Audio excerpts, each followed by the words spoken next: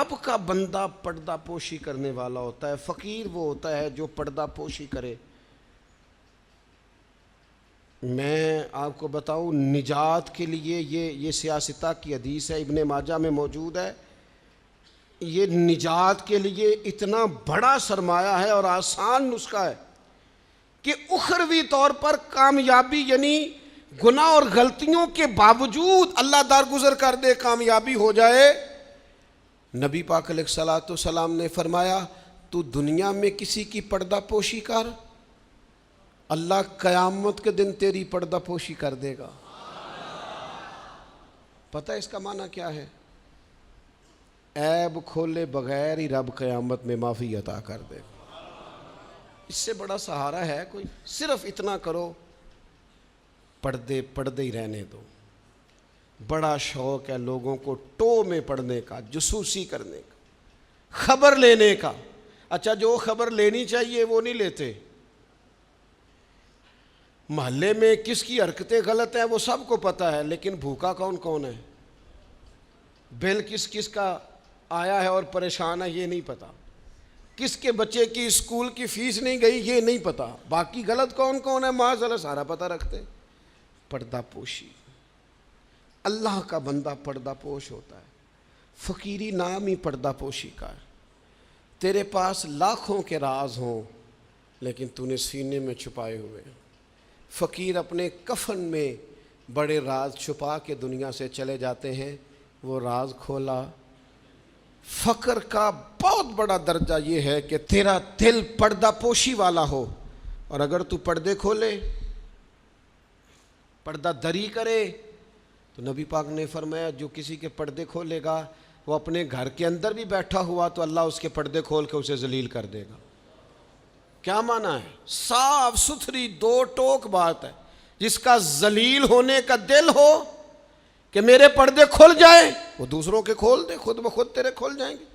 لیکن دوسروں کے بچوں کی باتیں چسکے لے کے کرنا اور پھر کہنا میرے بچے بدنام نہ ہوں، دوسروں کے گھر کی باتیں منہ کھول کے کرنا اور پھر خیال کرنا کہ تیرے بچوں کی کوئی بات نہیں کرے گا۔ او بھائی، اگر چاہتا ہے تیرے پردے قائم رہیں تو پھر تو بھی پردے قائم رکھ۔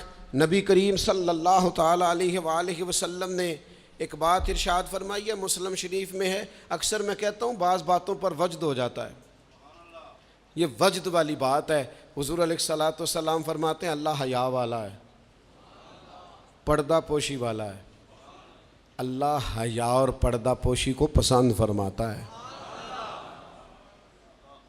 اللہ حیا والا ہے، پردے ڈالنے والا ہے۔ حیا اور پردہ پوشی کو اللہ، جو رب کا پسندیدہ بننا چاہے، ایک تو حیا کرے اور دوسرا پردے ڈالے، اس کا بھی عیب چھپائے، اس کا بھی عیب چھپائے، اس کے بھی عیب چھپائے۔ لیکن یہاں اگر تو تیرے پاس دولت اور طاقت ہے تو پھر سارے عیب چھپے ہوئے ہیں، اور اگر بندہ ماڑا ہے، غریب ہے، تو پھر کھول کے منہ باتیں ہو رہی ہیں۔ میری غربت نے کیا مجھ کو زمانے میں بدنام، تیری دولت نے تیرے عیب چھپا رکھے۔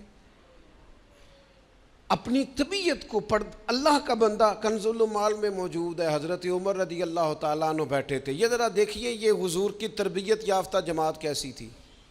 سیدنا فاروق اعظم بیٹھے ہیں، حضرت جریر ابن عبداللہ رضی اللہ تعالیٰ عنہ بیٹھے ہیں۔ ایک آدمی کی اچانک ہوا خارج ہو گئی اور اس کی آواز آئی اور بدبو پھیل گئی۔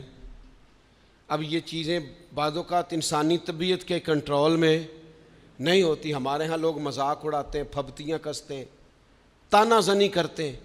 ہوا خارج ہوئی، آواز بھی آئی اور بدبو بھی پھیلی۔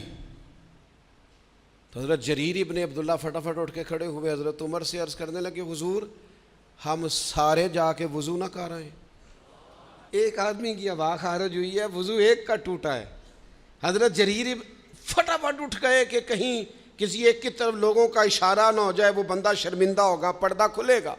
یہ تربیت ہے رسول اللہ کے صحابہ کی۔ اٹھ کے کھڑے ہو کے عرض کی حضور امیر المومنین، چونکہ آپ اس وقت ہمارے اجازت دیں سارے وضو نہ کر آئیں، تو وہ بھی تو حضرت عمر تھے نا۔ فرمانے لگے تو اسلام قبول کرنے سے پہلے بھی سردار تھا قبیلے کا جریر، تو آج بھی سردار ہی ہے۔ تیری باتیں سرداروں والی ہیں، تیری باتیں ذرا بڑی بڑی ہیں، تیرا دل ذرا بڑا ہے، تو نے جو بات کی ہے وہ بڑے لوگ کیا کرتے ہیں، پردہ پوشی بڑے لوگ کرتے ہیں، کسی کو شرمندگی سے بڑے لوگ بچاتے ہیں، کسی شخص کا گردن نہ جھکے یہ بڑے لوگوں کا کام ہے۔ بڑے لوگوں کا وہ گردنیں جھکا کے راضی نہیں ہوتے، وہ کسی کو عزت دے کے راضی ہوتے ہیں۔ تو بڑا آدمی ہے، لہذا تو نے بڑی بات ہی کر دی ہے۔